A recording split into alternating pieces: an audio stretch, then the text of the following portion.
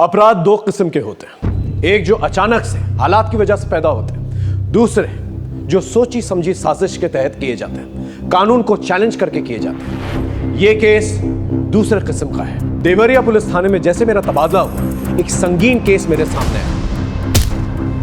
जैसे ही इस केस की इंक्वायरी हम करते चले गए, हर कदम पे अपराधी हमें चुनौती दे रहा है।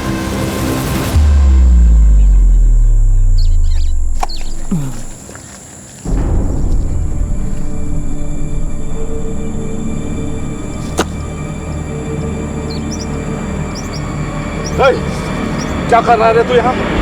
अपनी खेत की मेड़ सही कर रहे हैं, जो तुमने इतने सालों से बढ़ा के रखी हुई है। औकात में रहा अपने। औकात से ऊपर तो आप बोल रहे हो। एक तो हमारे खेत हड़प लिए, ऊपर से हमें धमकी दे रहे हो। साले दो कौड़ी के गुलाम। क्या कर रहे हैं? भैया छोड़िए छोड़िए ना। आपको जैसा करना है वैसा कर लीजिए, हमको कोई परेशानी नहीं है। आप अपने हिसाब से मिड बांध लीजिए। क्या बाबूजी, आज फिर आप उन लोगों के सामने झुक गए? झुकने का बात नहीं है। जब दो आदमी झगड़ा करेंगे तो किसी ना किसी को तो हथियार डालना ही है ना। और झगड़ा करके क्या हासिल होगा? वैसे भी 2 गज जमीन हथियार लेगा तो कितना अनाज उगा लेगा? बाबूजी कुछ नहीं होता है। बात को समझते तो है नहीं तुम लोग। हैं, चलो काम करो अपना।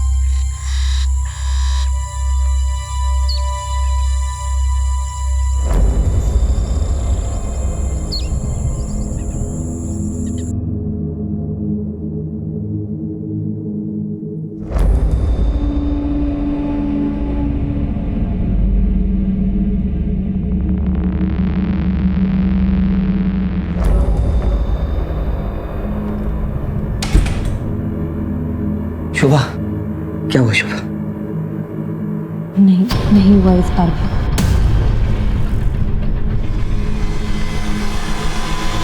मेरा तो नसीब ही खराब। अरे निराश क्यों हो रहे हो? इस बार नहीं तो अगली बार सही।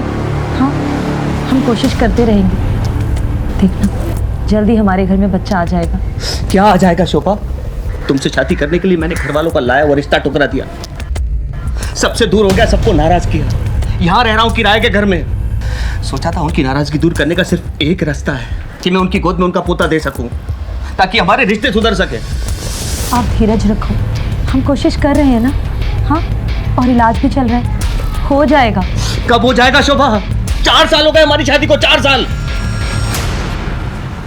अरे आप सुनो तो।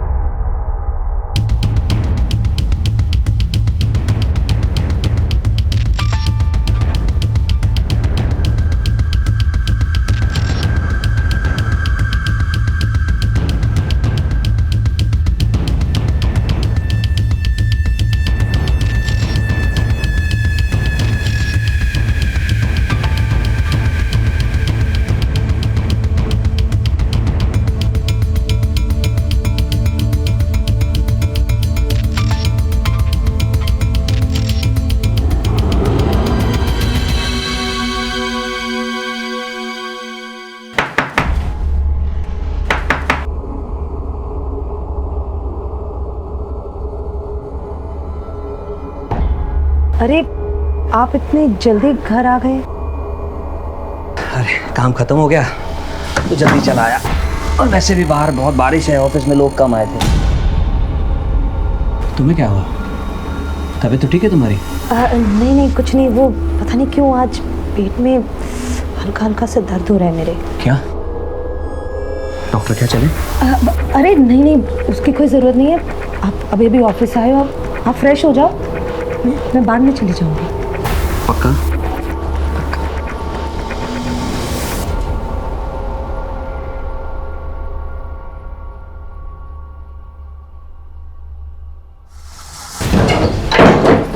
अरे अंदर कहाँ चले आ रहे हो?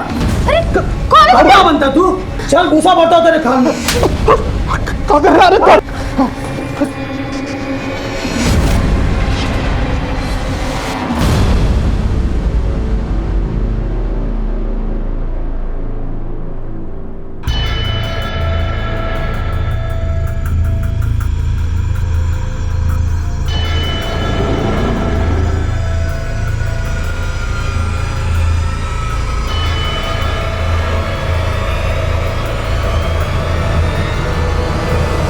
हवलदार साहब, इंस्पेक्टर साहब कहाँ हैं? अंदर। कब गायब हुए? सर कल शाम से गायब है और स्कूटी लेके गई है सर। आप कहाँ रहते हैं? सर मैं बाजूपुर में रहता हूँ, लेकिन मैं नौकरी लखनऊ में करता हूँ। सर कल मैं नौकरी पे गया था तो वो घर पे थी, लेकिन मैं वापस आया तो वो घर पे नहीं थी।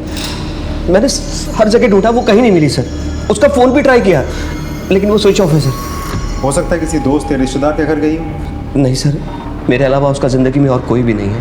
हम अपनी कार्रवाई शुरू करते हैं। आप बाहर जाके कंप्लेंट दर्ज करवा दीजिए। Thank you sir. अभिषेक, ये फोटो और स्कूटी नंबर लेके सब जगह सर्कुलेट करो। सब। ला ला ला ला, ला ला ला ला ला।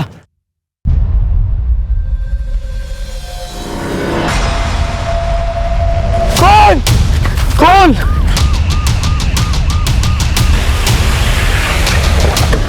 आइए सर। हटिए हटिए, बीच में से आप लोग हटिए।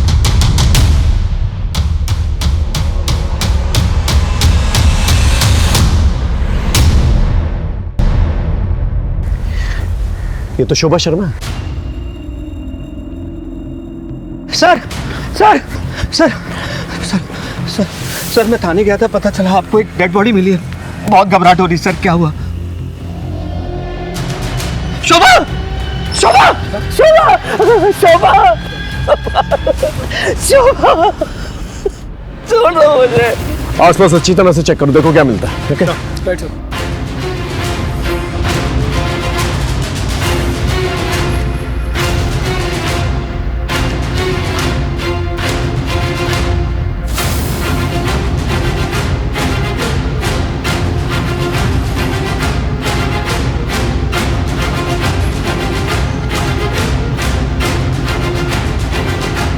सर, हाँ, ये टिफिन मिला सर।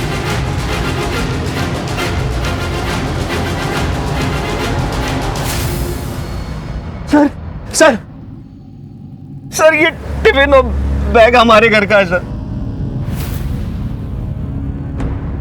अपना टिफिन लेकर इतने सुनसान एरिया में आपकी बीवी कर क्या रही थी? मैं नहीं जानता सर ये मेडिसिन का रैपर मिला है, एंटी डिप्रेशन लगता है। सर आपने लाश के चेहरे और सिर पे मार्क्स देखे हैं? किसी कीलदार औजार से वार किया गया है, बहुत ही बेरहमी से मारा गया है सर। इतनी दर्दनाक तरीके से कोई नफरत करने वाला ही मार सकता है। आपको किसी पे शक है? मैं क्या जानूं सर। सर यहाँ आसपास एक हाईवे है, कहीं ऐसा तो नहीं कि आते जाते किसी ने टारगेट बना लिया हो? हाँ, इस पूरे एरिया को स्कैन करो, बॉडी को पोस्टमार्टम के लिए भेजो। और हाँ, एक स्कूटी भी थी ना सर। देखो कहाँ डंप की गई। ओके सर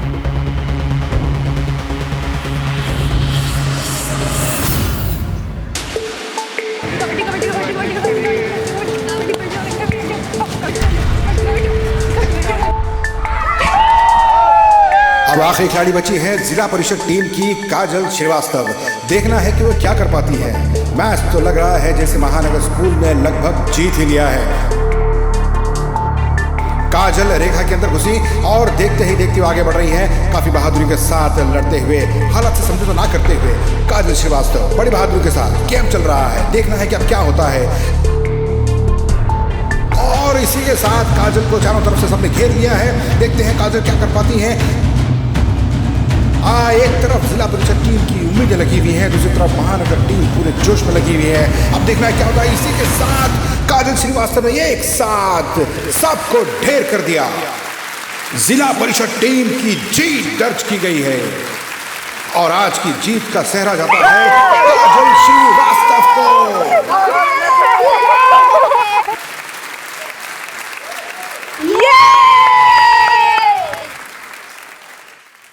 बहुत बढ़िया काजल, अब तुम सीधा डिस्ट्रिक्ट चैंपियनशिप की तैयारी में जुट जाओ। अगले ही संडे ना सिलेक्शन का कैंप लगने वाला है लखनऊ में, साथ चलेंगे। सर दूसरे शहर में अकेले कैसे जा सकती हूँ? तुम अकेली थोड़ी ना हो, मैं हूँ ना तुम्हारे साथ। एक साथ जाएंगे, एक साथ वापस आ जाएंगे। और तुम टेंशन क्यों ले रही हो? मैं समझाऊंगा तुम्हारे पापा को, तुम बस तैयारी करो। सवाल ही पैदा नहीं होता। अब से ये बचपना बिल्कुल बंद। तुम्हें जरा सा खेलकूद में हिस्से क्या लेने दिया? दुनिया के सैर पर निकल पड़ी। सर ये काजल के लिए एक सुनहरा मौका है स्पोर्ट्स में अपना करियर बनाने का। तुझसे बात की मैंने? तूने दिमाग खराब कर रखा है इसका। चल निकल यहाँ से। पापा एक बार सुन तो लो, सर क्या कह रहे हैं। चुप, मुझे कुछ नहीं सुनना है।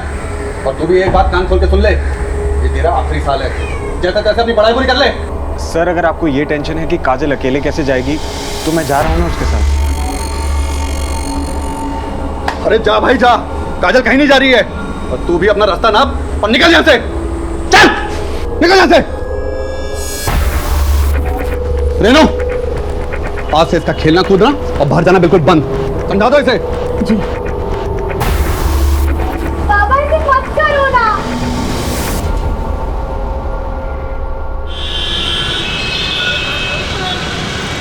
और भैया काम मिला कि नहीं?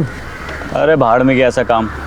ये लोग देंगे काम, एक दिन हम देंगे इनको काम। देखना कमलेश, खिलाना। उधार बहुत ज़्यादा हो गया है, पहले वो चुकता करो। रुक जा, देता हूँ। फिर रुक जाइए, चाय पीना बाद में।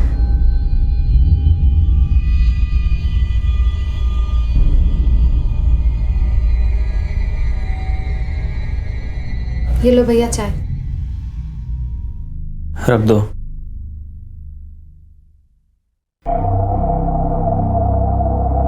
कहाँ घूम रहे थे सुबह से?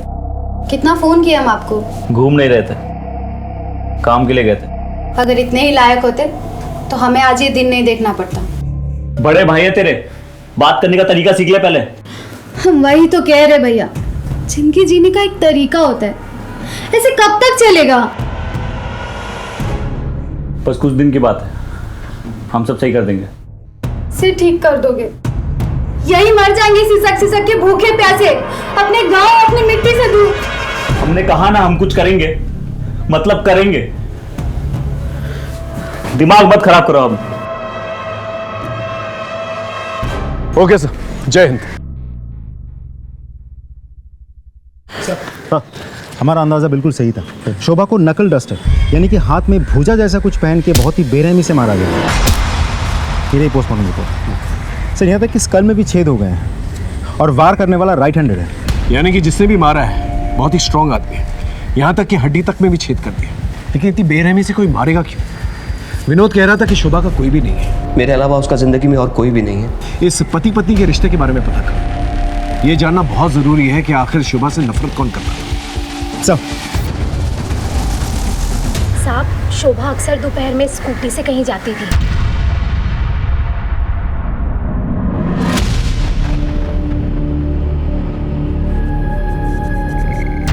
कहाँ जाती थी पता है आपको? नहीं पता। अच्छा एक बात बताइए, विनोद और शोभा के बीच आपसे रिश्ते कैसे थे? विनोद बहुत प्यार करता था शोभा से, लेकिन शोभा के गायब होने से एक दिन पहले मैंने उनके घर से झगड़े की आवाज़ें सुनी थी। मैं यहाँ हर कोशिश में लगा हूँ कि अपने परिवार को बच्चा दे दूँ, और तुम मुझे बेवकूफ बना रही हो। अब तुम्हारी झूठ का पर्दाफाश हो गया, तुम्हारी डॉक्टर ने मुझे सब बता दिया। क्या सब कुछ बता दिया? देखो विनोद, मैं तुम्हें भी सब कुछ बताने वाली थी, लेकिन मुझे बहुत डर लग रहा था कि कहीं तुम मुझे छोड़ के ना चल जाओ। इतना बड़ा झूठ, इतना बड़ा झूठ। तुम मुझे बेवकूफ बनाती रही और मैं बेवकूफ बनता रहा। छी!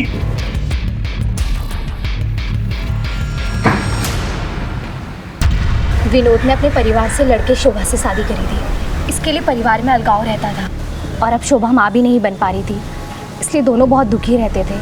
लेकिन इस बात को लेके झगड़ा उसी दिन हुआ था पहली बार। ये विनोद के परिवार वाले कहाँ रहते हैं? साहब यहीं रहते हैं गांव में। शोभा की मौत के बाद से वो लोग भी यहाँ आने जाने लगे हैं। हम थक गए ऐसी जिंदगी जीते जीते, हमको तो कुछ समझ में नहीं आ रहा हम क्या करें। भैया भी बहुत परेशान रहते हैं। अब इतनी दूर तो तुम लोग बैठे हो, कहा था ना गांव में आ जाओ, सब लोग हैं यहाँ पर, कुछ ना कुछ हो ही जाएगा। गांव तो आना ही है, लेकिन तुम जानती हो ना कितना मुश्किल है। हाँ लेकिन आ जाओ।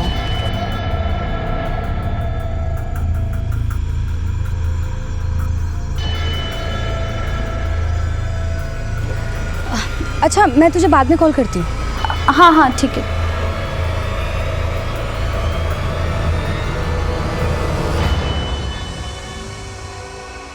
पंद्रह तारीख को तुम्हारे और शोभा के बीच किस बात पे झगड़ा हुआ था? झगड़ा? ये किसने कहा आपसे सर? पति पत्नी में छोटी मोटी नोकझोंक तो होती रहती सर। या फिर बच्चा ना होने की वजह से झगड़ा हुआ? क्या है कि हमें पता है कि शोभा से आपकी शादी फैमिली के खिलाफ हुई थी, और जब शादी हो गई तो फैमिली के साथ आपने रिश्ता तोड़ दिया, और अब शोभा की मौत के बाद दोबारा से फैमिली से रिश्ते जुड़ गए। खैर, जब आप ऑफिस जाते थे तो शोभा घर से कहीं और जाती थी। कुछ आइडिया वो कहाँ जाती थी? क्योंकि आपने कहा आपके अलावा उसकी जिंदगी में कोई नहीं था, कहीं उसका अफेयर तो नहीं चल रहा था? सर ये कैसी घटिया बात कर रहे हैं आप? एक मरे हुए इंसान के खिलाफ इस तरह की बात? देखिए, तैश में आने की जरूरत नहीं है, हम सिर्फ सच जानने की कोशिश कर रहे हैं। सर सच तो यह है मेरी बीवी का खून हुआ है, और कातिल को ढूंढना तो बहुत दूर की बात है, आपने तो सबूत तक नहीं ढूंढा। आपको एंजाइटी अटैक्स आते हैं? पिल्स देते हैं? व्हाट? आप राइट हैंडेड या लेफ्ट हैंडेड? राइट ही हूँ। ऐसे ही पूछो। खैर, हमारी इजाजत के बगैर शहर छोड़ के मत जाइएगा, ओके? अभी आप जा सकते हैं। इस आदमी को गुस्सा बहुत आ रहा है और ये कुछ छुपा भी रहा है। हो सकता है कि मियाँ बीवी में बच्चा ना होने की वजह से जो झगड़ा होता था वही एक वजह हो जिसकी वजह से इससे मार डाला उसे। हो सकता है सर। इस मियाँ बीवी के बारे में पूछताछ करो, पता लगाओ क्या चक्कर चल रहा था इन लोग के बीच में। और हाँ, ये जानना बहुत ज़रूरी है कि शोभा कहाँ जाती थी, किससे मिलने जाती थी। इनके फैमिली डॉक्टर से जाके मिलो। सारिका। हाँ भैया। इतनी देर कहाँ हुई तुझे? वो भैया आ तो मैं पहले ही जाती, लेकिन शायद कोई मेरा पीछा कर रहा है। अकेले बाहर आओगी जाओगी तो गांव के आवारा लड़के ऐसे ही करेंगे। कौन था लड़का वो? मैं नहीं जानती। अगर इतना ही डर लग रहा है तो छोड़ दो ना सिलाई कढ़ाई, ना बाहर जाओगी ना कुछ होगा। अरे मैं तो कहता हूँ सिलाई कढ़ाई की जरूरत ही क्या है? भैया वो कोर्स खत्म होने में बस कुछ ही दिन बचा है।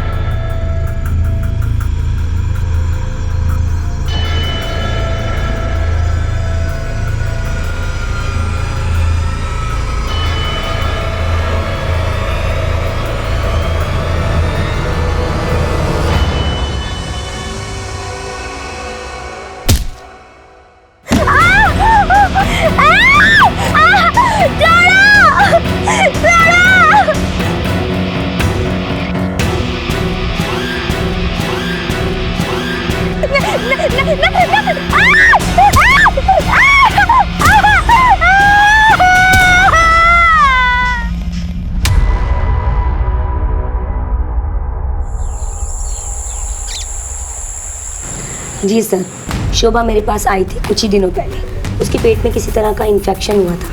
मैंने कुछ टेस्ट किए और उनकी रिपोर्ट्स भी चेक की। रिपोर्ट्स चेक करने के बाद मुझे पता चला कि शोभा अपने पति विनोद को धोखा दे रही है। कैसा धोखा? दरअसल सर, शोभा पहले से एक बच्चे की माँ थी और उसके बाद उसकी बच्चेदानी निकाली जा चुकी थी, जिसकी वजह से वो दोबारा प्रेग्नेंट नहीं हो सकती थी। मैंने शोभा से इस बारे में बात भी की थी। देखिए मैडम, ये बात सच है, लेकिन प्लीज़ आप विनोद को इसके बारे में कुछ मत बताइएगा। तुम भले ही अपने रिश्तों में धोखे का जहर घोल रही हो, लेकिन मैं अपने प्रोफेशन में बेईमानी कभी नहीं करूँगी। मुझे सब कुछ विनोद को सच सच बताना होगा। प्लीज़ मैडम आप समझने की कोशिश कीजिए मैडम। मेरा इस दुनिया में कोई नहीं है, मेरा घर बर्बाद हो जाएगा मैडम। मैं विनोद को खुद सब कुछ एक दिन बता दूंगी, अपनी शादी के बारे में, वैभव के बारे में, सब कुछ। प्लीज। फिर आपने ये बात विनोद को बता दी? जी सर, एक्चुअली विनोद बच्चे को लेकर के बहुत परेशान था, तो एक डॉक्टर होने के नाते मैंने उससे ये सब छिपाना ठीक नहीं समझा। डॉक्टर एक बात बताइए, शोभा के पहले पति और बच्चे के बारे में आप जानती हैं? जी नहीं सर, मैं कुछ नहीं जानती। सर मैं क्या पूछ सकता हूँ, आपने मुझे यहाँ क्यों बिठा के रखा है? विनोद, तुम डॉक्टर विनीता को जानते हो ना? हम मिल चुके हैं उनसे और उन्होंने तुम्हारे झूठ के बारे में हमें बता दिया है। डॉक्टर विनीता ने शोभा के बारे में हमें सब कुछ बता दिया, उसकी पहली शादी, उसका पहला बच्चा और उसका कभी भी ना बच्चा होना। ये सब सुन के तुम्हें बहुत गुस्सा आया और तुमने उसे मार दिया या मरवा दिया। नहीं सर, सच तो ये है कि मैं आज भी शोभा से बेहद प्यार करता हूँ। मानता हूँ झगड़ा हुआ था हमारा, लेकिन किस पति पत्नी में झगड़ा नहीं होता सर। लेकिन उसको मारने के बारे में मैं सोच भी नहीं सकता। मारने की तो वजह है तुम्हारे पास, उसका धोखा देना, उसका बच्चा ना होना। उसका पहला बच्चा कहाँ है? उसके पति के बारे में क्या जानते हो? सर मैं सच बता रहा हूँ, मैं कुछ नहीं जानता और जितना जानता था वो आपको मैं बता चुका हूँ। सर, पीसीआर से एक डेड बॉडी मिलने की खबर आई है।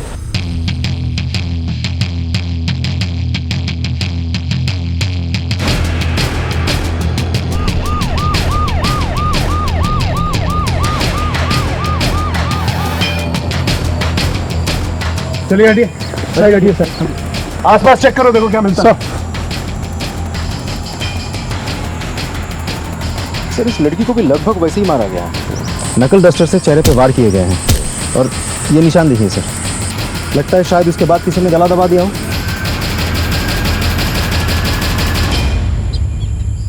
सर ये बैग मिला है और उसके अंदर सर ये यूनिफॉर्म मिला है सर। इस यूनिफॉर्म को कोई पहचानता है यहाँ? हाँ सर, इस गांव में एक स्कूल है, ये यूनिफॉर्म उसी स्कूल का लगता है। हो सकता है ये लास्ट काजल की हो। कौन काजल? भूषण श्रीवास्तव की बेटी। सर वो एक दिन से लापता है। Bhushan Srivastava? Sir dead body के पास में ये मेडिसिन रैपर मिला है। दिखाओ सर ये तो वही दवाई है जो हमें शोभा के मर्डर स्पॉट में मिली थी और इस लड़की का चेहरा भी बुरी तरह से बिगाड़ा गया है, जैसा कि शोभा के साथ हुआ था। बॉडी को पोस्टमार्टम के लिए भेजो, देखते हैं रिपोर्ट में क्या आता है। सर ये भी तो पॉसिबल हो सकता है कि ये दोनों मर्डर्स किसी एक ही आदमी ने किए हो। सर एक काम करते हैं, इस मेडिसिन के रैपर को आसपास के मेडिकल शॉप में जाके पूछताछ करते हैं, शायद हमें कुछ पता चल जाए। नॉट पॉसिबल अभिषेक, ये जो मेडिसिन है काफ़ी कॉमन मेडिसिन है, काफ़ी लोग इस्तेमाल करते होंगे इसका। इतने से एविडेंस के साथ कल्प्रिट तक पहुंचना थोड़ा मुश्किल होता है, हमें कोई और रूट लेना होगा। उस गुलशन का पता ले लो। Okay sir. आपकी बेटी गायब हुई थी, आप पुलिस वालों के पास क्यों नहीं आए? क्या करते साहब, ढूंढा उसे जाता है जो गुम हो जाए, जो भाग जाए उसे क्या ढूंढना साहब। सर ये लेटर छोड़ के गई है, भाग गई उस मास्टर अशोक के साथ। मैं उसके पास भी गया था साहब, लेकिन वो नहीं माना। क्या करता, पुलिस में रिपोर्ट करता तो बेइज्जती होती, इसलिए बैठ गया चुपचाप। अशोक ने क्या बताया था?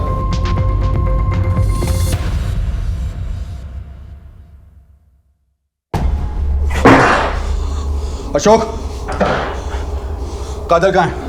मुझे नहीं पता काजल का। इज्जत के सिवा कुछ नहीं है मेरे पास, बता दे काजल कहाँ, नहीं तो जान से जाएगा। मैंने कहा ना मुझे नहीं पता काजल का। और ये मेरा घर है, चिल्लाओ मत यहाँ पर। निकलो यहाँ से, निकलो। छोड़ूंगा नहीं तुझे, अब देख क्या करता हूँ मैं तेरे साथ। चलो निकलो यहाँ से।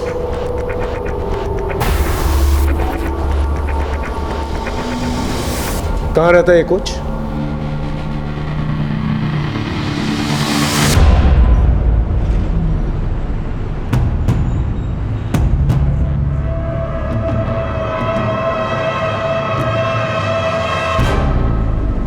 एकदम परेशान मत होइए और 1 से 2 दिन लगेगा, बाकी 2-3 दिन में मैं आपका काम करा दूंगा। ठीक है, चलिए सर, थैंक यू।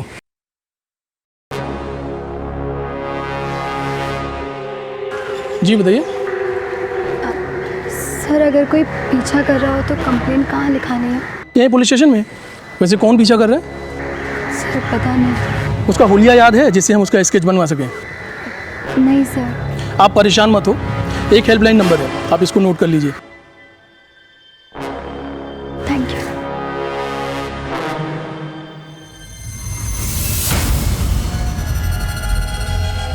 सर काजल की पोस्टमार्टम रिपोर्ट आ गई है, उसके साथ रेप किया गया था। व्हाट? जी सर, दोनों जगहों पर मिली मेडिसिन का रैपर सेम है, नकल डस्टर के मार्क्स भी बिल्कुल सेम है। और मारने का तरीका भी बिल्कुल वैसा ही है जैसा शोभा का था। सर कहीं ऐसा तो नहीं कि ये दोनों मर्डर्स एक दूसरे के साथ कनेक्टेड हैं?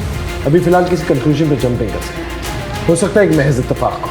कुछ और इन्फॉर्मेशन मिली? जी सर, जिस रात काजल घर से भाग गई थी उस रात उसने अपने कोच अशोक को फ़ोन किया था। ये रही उसके कॉल डिटेल्स। लेकिन सर अब अशोक अपने घर से फरार है। इसका मतलब गुलशन ने जो इल्ज़ाम लगाया था कि अशोक ने ही मदद की थी काजल को भगाने में, वो सच थी। गांव में कुछ और पता चला? नहीं सर, ना ही स्कूल से कोई और सस्पेक्ट मिला। आसपास के पुलिस थानों में पता करो कोई सेक्सुअल ऑफेंडर है कि नहीं, उसका नाम रिकॉर्ड में ज़रूर होगा। और इस अशोक के बारे में पता करो। जी सर, हमारी टीम ने अशोक की फोटोग्राफ्स हर जगह सर्कुलेट कर दी है। ज़्यादा दिनों तक वो बच नहीं पाएगा। उसके घर पे भी हमारी नज़र है। दोनों ही केसेस में मोडस ऑपरेंडी एक जैसी थी और चोट के निशान ये बता रहे थे कि एक ही किस्म का हथियार यूज किया गया था। लेकिन दोनों अलग अलग गांव होने की वजह से अलग अलग तरीके से छानबीन कर रहे थे हम लोग। शोभा की निजी जिंदगी और काजल की निजी जिंदगी सीधी नहीं थी, इसलिए हमने उनके परिवार के हर एक सदस्य पे नजर रखी हुई थी। और इसी छानबीन के दौरान एक ऐसा राज सामने आया जिसने हमारी केस की दिशा बदल दी। सर ये रहा बच्चा, इसी का नाम वैभव है। ये शोभा का बेटा है। शोभा अक्सर इससे मिलने यहाँ आया करती थी। वैभव बेटा, कैसा है तू? मैं ठीक हूँ। कितना कमजोर हो गया? मम्मी मुझे आपके बगैर मन नहीं लगता। जल्दी तुझे यहाँ से ले जाऊंगी। मैं तेरा मनपसंद खाना लेकर आई हूँ।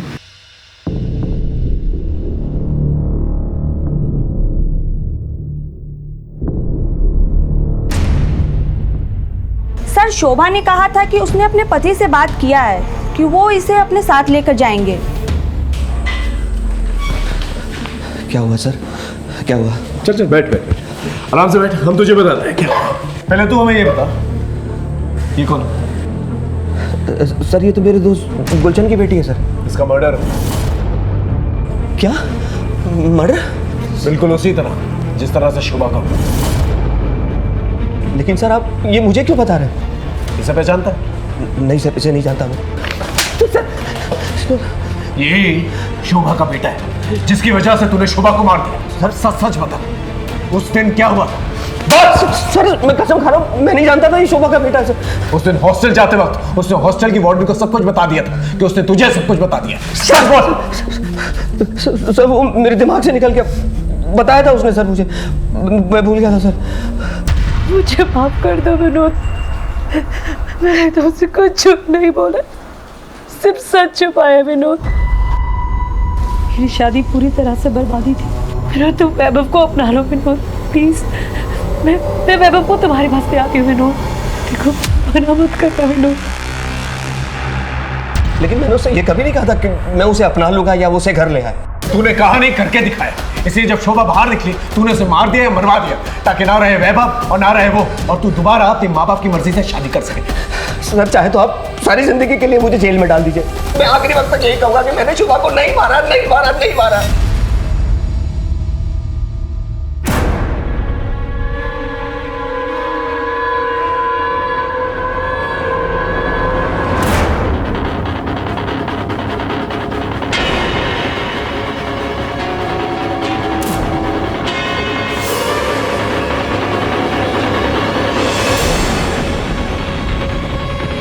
सर अशोक को लखनऊ के गोमती नगर एरिया में देखा गया है। लेकिन एक इंटरेस्टिंग बात है, वो एक मेडिकल स्टोर से दवाई चुरा कर भाग रहा था क्योंकि उसके पास डॉक्टर का प्रेस्क्रिप्शन नहीं था। गोमती नगर पुलिस से कोऑर्डिनेट कर, वहीं कहीं छुपा पाओगे। जी सर, हमारी खबरें टीम और पुलिस टीम दोनों ही उसके पीछे पड़ी है।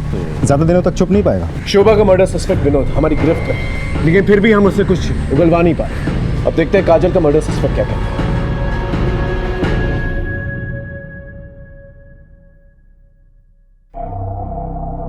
कुछ याद है इस घर का? हाँ भैया, कैसे भूल सकते हैं, एक ही याद थोड़ी ना इस घर में। अच्छा सुनो अंकिता, जी भैया। हम थोड़ा खेत का चक्कर लगा के आते हैं। और हाँ, घर से बाहर निकलना मत, यहाँ का माहौल ठीक नहीं है। जी भैया।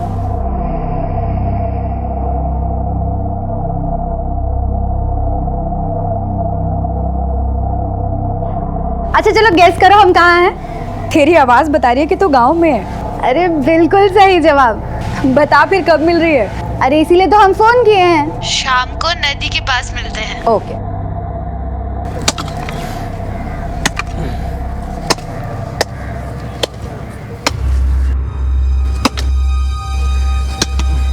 अरे श्याम, अरे प्रणाम चाचा। कब आए? बस अभी आए। ये जो कुछ बचा है अपना उसे बटोरने के लिए। बहुत अच्छा बेटा, ये जमीन बनाओ और अब यही रहो। यही सोचा है अब।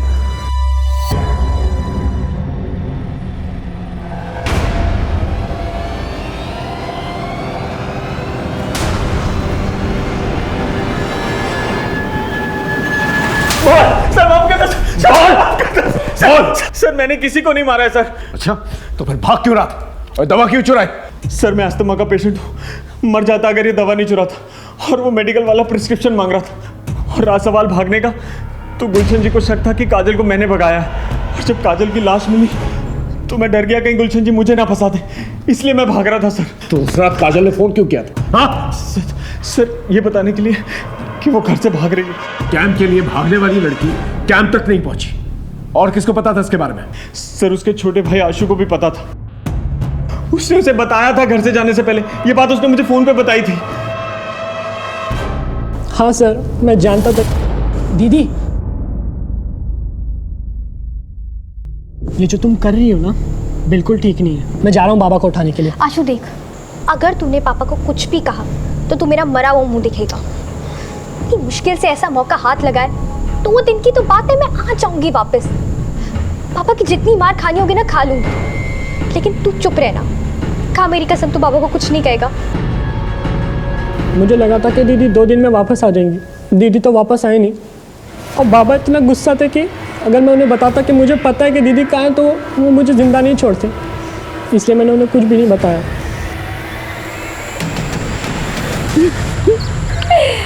सब कुछ कितना बदल गया नहीं?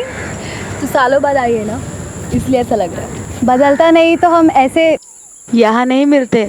वो तो है, लेकिन तू जा रहा क्या पे कैसे? भैया ने कहा गांव चलो तो चली आई, और अब हम यहीं रहेंगे। हाँ हाँ हाँ। अब अच्छा, अब मैं चलती हूँ, बहुत देर हो गई है। वैसे भी भैया ने घर से बाहर निकलने से मना किया है। हाँ, वैसे भी आजकल इस गांव के हालात कुछ ठीक नहीं है। तो एक काम कर, तू भी निकल और मैं भी चलती हूँ। ठीक है, बाय।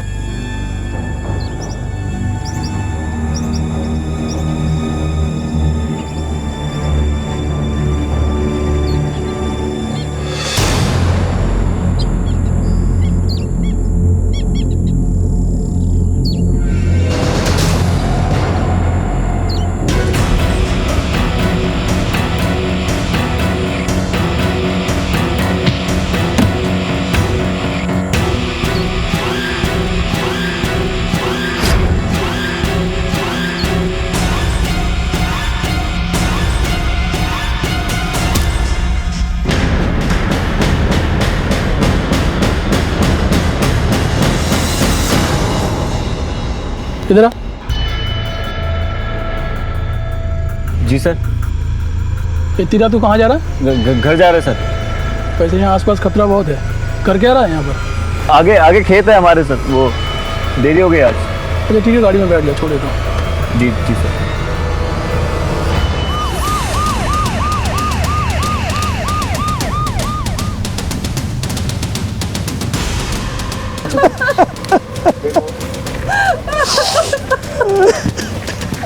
आप लोग हटिए प्लीज, हटिए।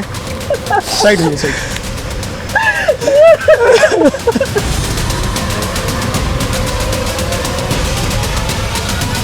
सर, फिर से उसी तरीके से हत्या की गई है और सेक्सुअल असॉल्ट भी।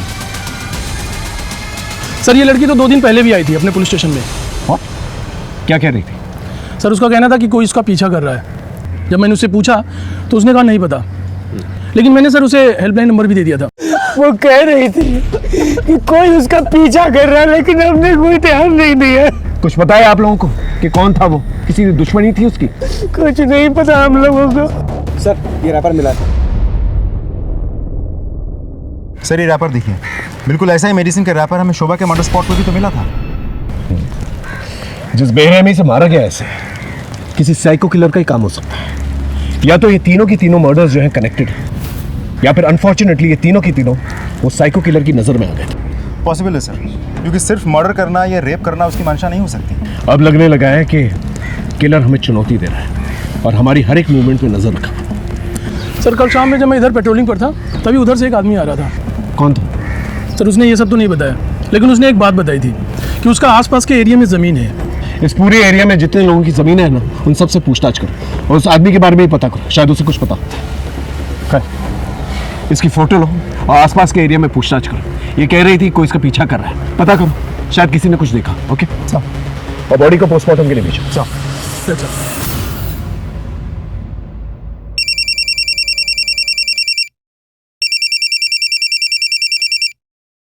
हेलो। सारिका की किसने हत्या कर दी?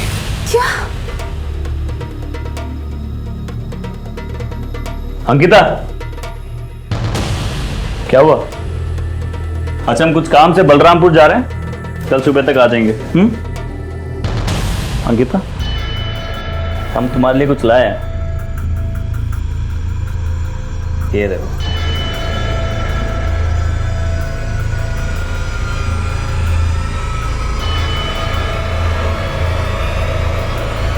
वैसे भी आजकल इस गांव के हालात कुछ ठीक नहीं है, तो एक काम कर, तू भी निकल और मैं भी चलती। क्या हुआ? पसंद नहीं आया? नहीं भैया, अच्छा है। हमें पता है तुम क्या सोच रही हो। यही सोच रही हो ना कि तुम्हारा नाम तो ए से आता है, फिर ये एस क्यों? सच बताए, हमने हमारे लिए लिया था, पर क्या है, अब तुम रख लो। चलते हैं।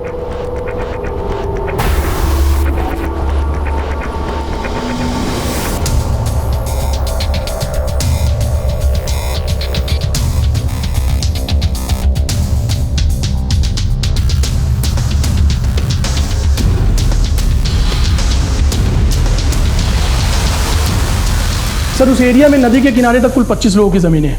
मैंने उन सभी लोगों से बात कर ली है, लेकिन सर वो आदमी नहीं मिला जो उस रात पेट्रोलिंग करते वक्त मिला था। इसका मतलब इस आदमी ने झूठ कहा था कि उसकी ज़मीन है उस पर। इस आदमी की स्केच बनाओ और पता करो ये गांव वाला है या बाहर से है। Okay right sir.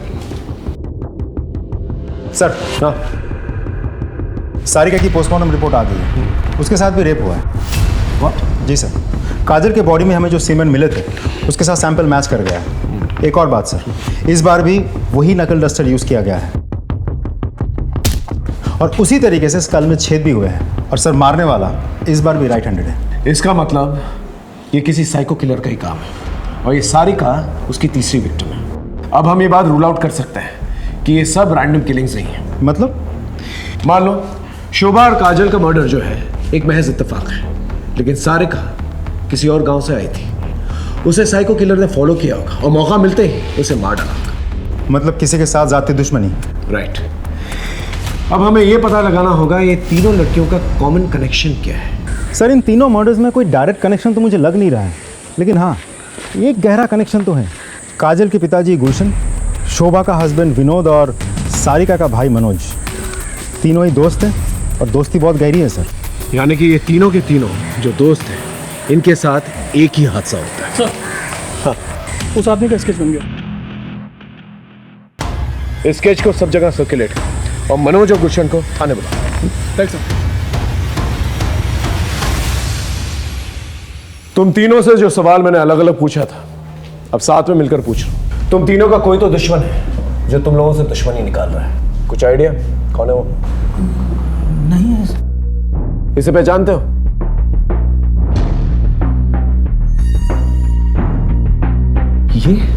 ये तो श्याम है। कौन श्याम? हमारे गांव का ही है, ओम साहू का बेटा। सर सालों पहले इसने गांव छोड़ दिया था, लेकिन सर हमें पता चला कि कुछ दिन पहले इसने गांव आना शुरू किया है। और सर जब से इसने गांव आना शुरू किया है तब से ऐसे कांड होने शुरू हो गए। तो हम बता रहे हैं हमें भी अभी तस्वीर देख के झटका लगा। आप लोग हमें ये बताइए, आप लोगों का कनेक्शन क्या है इसके साथ और ये कहाँ मिलेगा?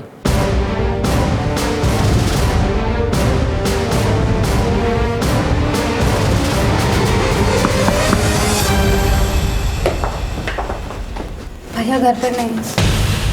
तो मैं कैसे मालूम तुम्हारे भैया से मिलना है? ये मेरी सहेली सारिका का लॉकेट।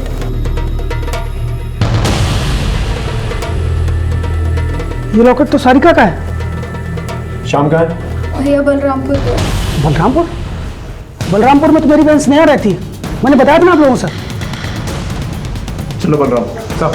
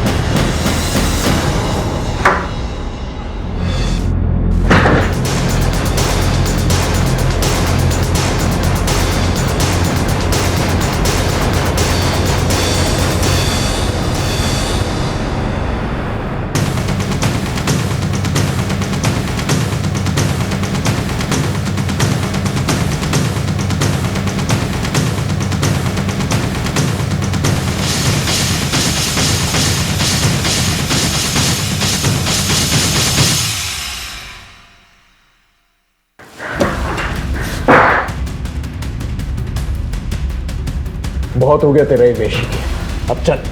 और आप लोग क्यों आ गए? हम आने वाले थे। चल लेकिन चला सर। Call ambulance. हाँ, हम नहीं मारा है सबको, ले लिया अपना बदला। कौन सा बदला? हमारी जिंदगी बर्बाद करने। उस विनोद, गुलशन और मनोज ने मिलके 4 साल पहले स्नेहा को लेकर हमारी जिंदगी बर्बाद कर दी।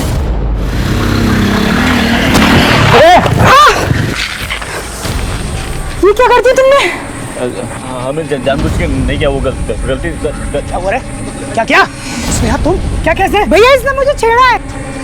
नहीं, अपनी जात और औकात दोनों भूल गए। भैया आपने तो बचाया इसे बाइक से। दो इसे दो मनोज भाई। एक और दो, एक और। हम तो स्नेहा को बचाने गए थे, मगर गांव के बड़े और दबंग लोग गलत समझ बैठे। हमारे बाबा ने कहा कि जब तक मामला ठंडा नहीं हो जाता गांव से दूर रहो, मगर हमारे दूर जाने के बाद मामला और बिगड़ गया। वो हमारे बाबूजी को उठाकर ले गए हमें ढूंढने के लिए। जैसे हमें पता चला हम पहुंचे उनके पास।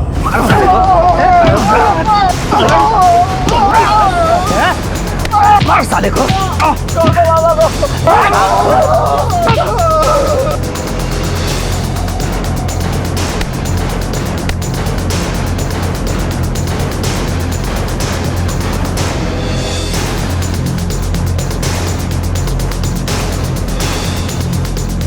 साले दोबारा इस गांव में दिखे तो पूरे खानदान को खत्म कर दूंगा। और सुन, अगली बार तेरी बहन मेरा शिकार होगी।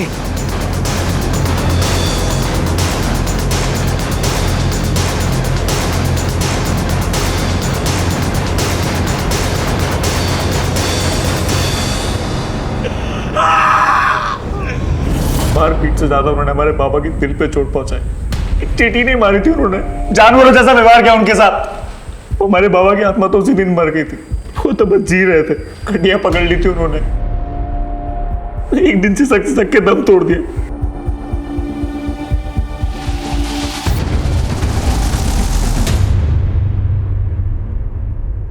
गलती हमारी थी भी नहीं, फिर भी उन्होंने हमारे साथ साथ हमारे बाबूजी को भी सजा दी। तभी हमने सोच लिया कि बदला तो लेंगे। बदला लेना ही था तो गुलशन, मनोज और विनोद से लेते। उन 3 निर्दोष औरतों ने क्या किया? ये बात आप उनसे जाके पूछो ना। अगर उन्हें कोई बात करनी थी तो हमसे क्यों नहीं की? हमारे निर्दोष बाप को क्यों घसीटा बीच में? हम भी जताना चाहते थे उन्हें कि अपने सामने अपनों को मरता हुआ देख के कैसा लगता है। इसीलिए सबसे पहले हमने विनोद की बीबी शोभा को मारा, फिर गुलशन की बेटी काजल को, फिर मनोज की छोटी बहन सारिका को, और फिर स्नेहा को। हमारे बाबा के आत्मा को अब शांति मिल गई होगी। अब आप हमें फांसी दो या जिंदगी भर जेल में रखो, कोई फर्क नहीं पड़ता। फांसी तो तुझे होगी, लेकिन एक बात बता देता हूं तुझे, तूने जो किया है ना, उसकी वजह से तेरे बाबा की आत्मा को कभी भी शांति नहीं मिलेगी।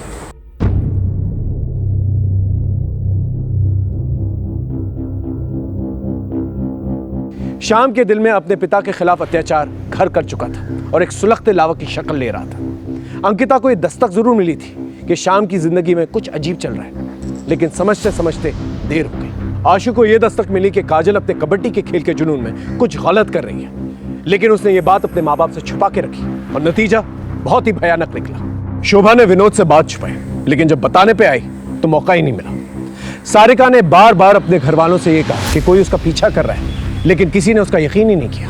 सच कहें तो विनोद, मनोज और गुलशन ही इस अपराध के रचयिता हैं। उन्होंने बिना सच जाने कानून को अपने हाथ में लिया और एक ऐसा बीज बोया जिसने तबाही मचा दी। दस्तक होती जरूर है, चाहे वो जोरदार हो या खामोश। उसे सुने, समझे और सतर्क रहें। फिर मिलेंगे एक नए केस के साथ। तब तक देखते रहिए क्राइम पेट्रोल दस्तक, क्योंकि मकसद बताना नहीं, बचाना है। जय हिंद।